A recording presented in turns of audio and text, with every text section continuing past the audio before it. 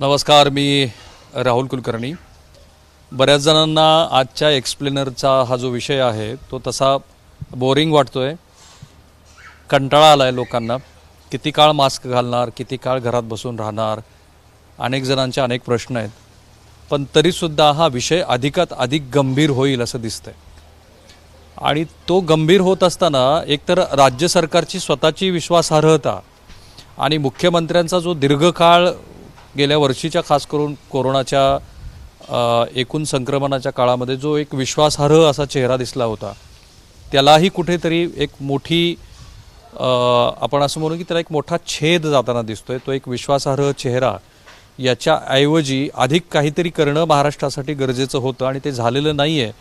आणि म्हणून आपण या पातळीवरती येऊन पोहोचलेलो आहोत आणि अधिक गंभीर परिस्थिती होऊ शकते असं आता आरोग्य विभागातलीच मंडळी सांगतात। सो सर्वात आधी महाराष्ट्र सरकारच्या एकूण कामगिरीचं मूल्यमापन जे की 8 ते 15 या आठवड्याभराच्या आकडेवारीच्या आधारावर केलेलं आहे, त्याच्या आधी काल श्री राजेश टोपे हे दिल्लीमध्ये गेले आणि त्यांनी देशाच्या आरोग्यमंत्र्यांना सांगितलं की जी कोरोनाचं जे लसीकरण आहे ते वाढवायला हवं, जी लस उपलब्ध आहे ते अधिकात अधिक लोकांना द्यायला हवी। आणि खरं म्हणजे हा अतिशय महत्त्वाचा प्रश्न आहे। आज मी स्वतः 43 वर्षाचा झालो। सो मला गेल्या 15 दिवसापासून असं सतत वाटत होतं की मध्येच मी कर्नाटकला जाऊन आलो, ही शक्यता आहे की 5 राज्यापैकी एखाद्या राज्यामध्ये निवडणूक कव्हर करण्यासाठी मला जावं लागेल। सो तिथे जायच्या आधी स्वतःचं लसीकरण करून घ्यावं अशी माझी तीव्र इच्छा होती। सो मी आधी सरकारी व्यवस्थेला विचारलं की हे करणं शक्य आहे का। नंतर खाजगी आस्थापनांना विचारलं, दोन्हीकडनंही मला असं सांगण्यात आलं की केंद्र सरकारने जो घालून दिलेला निकष आहे त्यामध्ये तुम्ही बसत नाही। म्हणजे तुम्हाला कोमॉर्बिडिटी हा फॅक्टर आहे की नाही हा नंतरचा मुद्दा आहे, पण एज ग्रुप 45 यामध्ये मी बसतच नाही आहे, त्यामुळं माझी कितीही तीव्र इच्छा असली तरी मी लस घेऊ शकत नाही। आणि ही अतिशय वाईट स्थिती आहे। म्हणजे एकीकडे तुम्ही म्हणताय की भारत बायोटेकच्या 50 लाख लसीचा डोस, ज्यातल्या 15 लाख लसी हे महाराष्ट्र सरकारला त्यांनी मोफत दिल्या, पण बाकीच्या 35 लाख लसी त्याचं लसीकरण अपेक्षित पातळीवरती गेलेलं नाही आहे।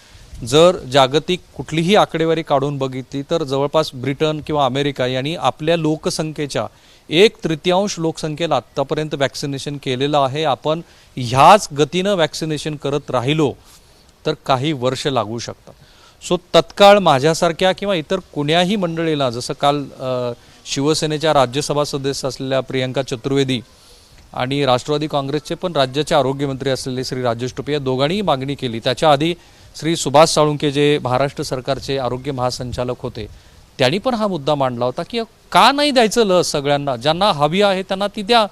बरं, तुमच्याकडे प्रोडक्शन नाही असं नाही आहे, प्रोडक्शन आहे, भरपूर आहे। तुम्ही आजूबाजूच्या देशाला, ज्याला वॅक्सिन डिप्लोमसी म्हणतात, अशी वॅक्सिन डिप्लोमसी करत त्या देशांना तुम्ही लस दिलेली आहे। मग महाराष्ट्रातल्या किंवा भारतातल्या नागरिकावरती का अन्याय हा? केंद्र सरकारने हे कथित जे लायसन परमिट राज, म्हणजे पूर्वी टेलिफोन घ्यायचा असेल किंवा स्कूटर घ्यायची असेल किंवा गॅस सिलेंडर घ्यायचा असेल तर त्याच्यासाठीचं जे रेशनिंग होत होतं तशा पद्धतीची रेशनिंग का लावलेली आहे? येत्या आठवड्याच्या आत महाराष्ट्र सरकारसाठी खास करून प्राधान्यक्रमानं, कारण महाराष्ट्रातली स्थिती अधिकात अधिक बिकट होईल असं दिसतंय। सो हा एक भाग झाला। पण मी ज्या आकडेवारीबद्दल बोललो की 8 ते 15 या मार्च या आठवड्याची जर आकडेवारी आपण बघितली तर महाराष्ट्र सरकारचे सगळे दावे आजवरचे फोल आहेत। हे जे सांगितलं जात होतं की आम्ही ज्या वेळेला हा प्रश्न विचारला, खास करून राज्याच्या आरोग्यमंत्र्यांना मी हा प्रश्न विचारला होता, ती दीर्घ मुलाखतीत मी पहिली काही मिनिटं ही फक्त यावरतीच घातली होती आणि त्यांना मी असं म्हटलं होतं, तुम्ही ती लिंक काढून बघा, आज नाहीतर उद्या तुम्हाला ह्या प्रश्नाची उत्तरं द्यावीच लागणार आहेत की महाराष्ट्रामध्ये सर्वाधिक मृत्यू का आहेत। आणि मग काहीतरी त्यांनी सांगितलं की इतर राज्यातल्या टेस्टिंग कमी आहेत, तर मी त्यांना त्या राज्याची नावं घ्या असा आग्रह केला होता, ती त्यांनी नावं घेतली नाहीत। पण आता या 8 ते 15 मार्चच्या आकडेवारीची जर आपण तुलना केली तर असं दिसतं की महाराष्ट्र हे चाचण्या करण्यामध्ये बिहारपेक्षा मागं आहे, बिहारपेक्षा, गुजरातपेक्षा मागं आहे, इतर कोणत्याही राज्यापेक्षा। आणि मग तुमचे हे जे दावे तुम्ही आजवर केले होते की खूप चाचण्या महाराष्ट्रात केल्या जात आहेत, तेव्हाही आम्ही म्हटलं होतं की हे दावे सपशेल खोटे आहेत। मधल्या काळामध्ये कोरोना वाढला त्याचं मुख्य कारण असं की जे त्रिसूत्री सांगितली जात होती की ट्रेस, टेस्टिंग करा आणि त्यांच्यावरती योग्य ते क्वारंटाईन करून त्यांच्यावरती ट्रीटमेंट करा. तर तिथे महाराष्ट्र सपशेल अपयशी ठरला आणि परिणाम देशामध्ये गेल्या महिनाभरामध्ये जवळपास 33% रुग्णसंख्या वाढलेली आहे आणि मृत्यू 28% वाढलेले आहेत. आणि त्यात महाराष्ट्र, केरळ आणि पंजाब या 3 राज्यांचा खूप मोठा वाटा आहे. तो किती असावा तर महाराष्ट्राची एकूण देशाच्या तुलनेमध्ये असलेली लोकसंख्या अधिक पंजाबची लोकसंख्या अधिक केरळची लोकसंख्या अशी जर मिसळली तर फार देशाच्या लोकसंख्येच्या 10 ते 12% लोक या भागामध्ये राहतात. खास करून केरळ आणि महाराष्ट्र यांचा वाटा 8 ते 10% आहे. पण या 2 राज्यांनीच मिळून एकूण जी पॉझिटिव्हिटी आहे, रुग्णसंख्या जी आहे त्याच्यामध्ये 60 ते 70% वाटा उचलला आहे. आणि हे जे दावे केले जात आहेत की महाराष्ट्रामध्ये शहरीकरण अधिक आहे वगैरे, हे दावे सपशेल खोटे. सपशेल यासाठी खोटे आहेत की मुळामध्ये आत्ता महाराष्ट्रातली जी रुग्णसंख्या वाढ दिसतीये ती जशी शहरी भागामध्ये आहे तशीच ती ग्रामीण भागामध्ये आहे. इनफॅक्ट सुभाष साळुंके यांचा मी जो झूम इंटरव्ह्यू केला होता त्याच्यामध्ये त्यांनी ही भीती व्यक्त केलेली होती साधारणपणे 15 दिवसापूर्वी की विदर्भातल्या अनेक जिल्ह्यामध्ये रेट पॉझिटिव्हिटी म्हणजे ज्या टेस्ट केल्या त्यात किती रुग्ण पॉझिटिव्ह आले ते जवळपास 15 ते 30% आहे. एका वरिष्ठ शासकीय अधिकाऱ्यांनी त्यांना जाहीरपणे बोलायचं नव्हतं आणि मुख्यमंत्री आणि प्रशासकीय यंत्रणा काही करत नाही असं त्यांचा समज झाल्यामुळं त्यांनी मला टेलिग्रामवरती एक डेटा 28 मार्चचा एक डेटा पाठवला होता. It was a shocking data. तो सांगत होता की महाराष्ट्रातली जी एकूण पॉझिटिव्हिटी आहे ही खूप अधिक आहे. महाराष्ट्र सरकारनं या सगळ्या गोष्टीकडं ट्रेसिंग आणि टेस्टिंगकडं खास करून प्रचंड दुर्लक्ष केलं की जे 15 तारखेच्या केंद्र सरकारच्या पत्रातनं आपल्याला लक्षात आलं.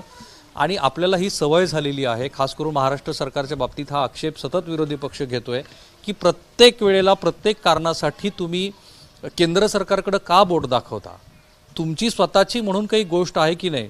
म्हणून आता मी केंद्र सरकारने हा भाग वगळून केरळ आणि महाराष्ट्र अशीच तुलना करायची ठरवली. तर चित्र काय दिसतंय बघा.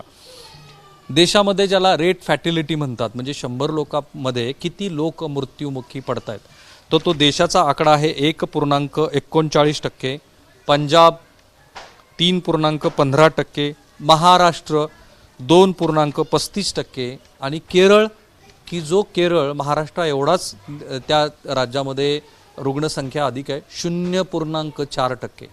इथे महाराष्ट्र सरकारचं अपयश लगेच लक्षात येतं की केरळनी त्यांच्याकडे आता हा दावा काय करण्यात अर्थ आहे की केरळ हे एक टायनी स्टेट आहे, छोटं राज्य आहे, पण तिथे महाराष्ट्रापेक्षा काही कमी फ्लोटिंग पॉप्युलेशन जात नसेल ना. मधल्या काळामध्ये तर तिथे टुरिझमसाठी लोक गेलीच होती. केरळ हे फक्त पर्यटनावरती आधारित असलेलं बिगेस्ट राज्य आहे. आता तिथे निवडणुकींचा सगळा सोहळा सुरू आहे आणि तरीसुद्धा तिथे एकीकडे रुग्णसंख्या वाढत असताना त्यांचा मृत्यूदर 0.4%, महाराष्ट्र 3.35%. म्हणजे हजाराच्या आकडेवारीत तुम्ही जर ही तुलना केली तर देशामध्ये 1000 रुग्ण जेव्हा बाधित होतात तेव्हा 13 रुग्ण दुर्दैवाने मृत्युमुखी पडतात. पंजाबमध्ये हेच प्रमाण 31-32 आहे. महाराष्ट्रामध्ये 23-24 लोक, म्हणजे मला आठवतं की पत्रकारितेत आल्यानंतर आम्हाला धक्का बसायचा की एका ठिकाणी अपघात झाला, 5 लोक मेली, आम्ही त्या सगळ्या आकडेवाऱ्या एकत्रित करून मग महाराष्ट्रात आज घातवार कसा आहे हे सांगायचो. पण आता रोज महाराष्ट्रामध्ये 1000 कोरोना बाधित रुग्णसंख्येमध्ये 23 ते 24 लोक मृत्युमुखी पडत आहेत. 23 ते 24 लोक. जवळपास माझ्या हिशोबानुसार आता हा आकडा लवकरच 55,000च्या आसपास पोहोचेल की जो देशात जगात अतिशय चिंताजनक आहे. आणि म्हणून महाराष्ट्राच्या मुख्यमंत्र्याचा जो एक विश्वासार्ह चेहरा महाराष्ट्राला गेल्या वर्षभरामध्ये दिसला होता त्याला एक मोठा तडा गेलाय.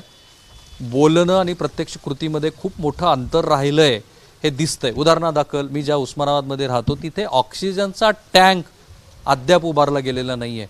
त्याचं टेंडर नोव्हेंबरमध्ये दिलं, 55 लाखाचं ते काम होतं. कुणाचे वेस्टेड इंटरेस्ट त्यात गुंतलेले होते याबद्दल सखोल खोलवर जाऊन चौकशी केली तर अनेक चुरस कहाण्या येतात. दुर्दैवाने आज जर उस्मानाबादमध्ये वाईट परिस्थिती निर्माण झाली ज्याची शक्यता अनेक जणांना वाटते तर आज ऑक्सिजन टँकच उभा राहिलेला नाहीये.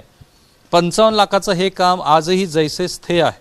एनिवेज, सो आता आपण जर पुन्हा म्हणजे केंद्र सरकारला वगळून आपण जर 10 लाख लोकसंख्येमागं किती जणांच्या टेस्टिंग केल्या जात आहेत हे जर आपण बघितलं तर देश पातळीवरती 10 लाख लोकसंख्येच्या तुलनेत म्हणजे त्या तुलनेत 10 लाख लोकसंख्येमध्ये 1,65,000 जणांच्या चाचण्या रोज केल्या जात आहेत. पण केरळमध्ये 3,06,000 लोकांच्या चाचण्या रोज केल्या जात आहेत. आणि महाराष्ट्रामध्ये देशाच्या नव्हे गुजरात, कर्नाटक आणि बिहार या राज्यापेक्षाही कमी चाचण्या केल्या जात आहेत. आणि या सगळ्याचा एकत्रित परिणाम असा झाला की जे केरळने दाखवून दिलं की लवकर टेस्टिंग, त्या रुग्णावरती लवकर उपचार, योग्य ती काळजी आणि आरोग्य सेवेचा योग्य तो वापर, त्यामुळं केरळचा मृत्यूदर हा 0.4% आहे. महाराष्ट्र अनेक पातळीवरती मागे पडला आहे. यात राजकारण तुम्हाला करायचंच असेल तर करायलाही हरकत नाही, पण ह्या प्रश्नाची उत्तरं द्यावीच लागतील की आज महाराष्ट्रामध्ये 55,000च्या आसपास रुग्ण दुर्दैवाने मृत्युमुखी पडत आहेत. संख्या वेगानं वाढते आहे आणि केंद्र सरकारने तुम्हाला पत्र पाठवून कळवलं आहे की बाबांनो टेस्टिंग अधिक वाढवा. दुसरीकडे गव्हर्नमेंट सेटअपमध्ये आजही फिजिशियन पुरेसे नाही आहेत. ते जे फिजिशियन्स आहेत ते कुठं प्रॅक्टिस करतायत त्याबद्दल सरकारनं नीट आढावा घेतलेला नाही. आता पुन्हा तेच पहिले पाडे 55 सगळे सुरू झालेत. नव्या इमारती ताब्यात घ्या, पुन्हा बाजारपेठा बंद करा. ते करायलाच पाहिजे कारण रुग्णसंख्या अधिक आहे, यातलं राजकारण बाजूला ठेवायला हवं. पण प्रशासकीय पातळीवरती, टेस्टिंगच्या पातळीवरती महाराष्ट्र जो मागे पडला आहे, जे आकडेवारीतनं दिसून आलं आहे, त्याचं काय, त्याची कोण उत्तरं देणार? आणि हे जे दुर्दैवी जीव महाराष्ट्रामध्ये मृत्युमुखी पडले ते किती काळ तुम्ही देशाला सांगणार आहात की तुमच्या तुलनेमध्ये आम्ही टेस्टिंग केली, जे की खरं नाही आहे. सो थांबूया आपण इथे. तुम्हाला आमचे हे जे एक्सप्लेनर व्हिडिओ आहेत ते कसे वाटत आहेत? बाय द वे, हा एक दावा केला जातो की इतर राज्यातले मृत्यू लपवलेत. माझ्या माहितीनुसार महाराष्ट्रामध्ये सुद्धा कोमॉर्बिडिटीचे मृत्यू हे वेगळे करून ते सांगितले गेलेत आणि हे इम्पॉसिबल आहे given the today's excess of latest digital platform, media, व्हॉट्सअपवर, मोबाईल काय जे असेल ते, की ह्यूज क्वांटिटीमध्ये जर मृत्यू होत असेल तर ते लपवले जातील. इम्पॉसिबल आहे. तर त्या कॉन्टेक्स्टमध्ये महाराष्ट्रानं इंट्रोस्पेक्शन ज्याला आपण म्हणतो ते करायला पाहिजे, शांतपणे करायला पाहिजे, लोकांनी त्यांना सहकार्य करायला पाहिजे. शेवटी ही काही फक्त राज्य सरकारचीच जबाबदारी नाही आहे. सो थांबूया आपण इथे. तुम्हाला आमचे हे जे एक्सप्लेनर व्हिडिओ आहेत ते कसे वाटतात ते जरूर कळवा. विषय पण सुचवा, विषय गांभीर्याने घ्या. कोरोना हा तुम्ही त्याला ॲरोगन्सी दाखवली तर तो तुम्हाला थांबवल्याशिवाय आणि बऱ्याच जणांना मृत्यूपर्यंत घेऊन गेल्याशिवाय थांबत नाही. थांबूया आपण इथे. एबीपी माझा, उघडा डोळे बघा नीट.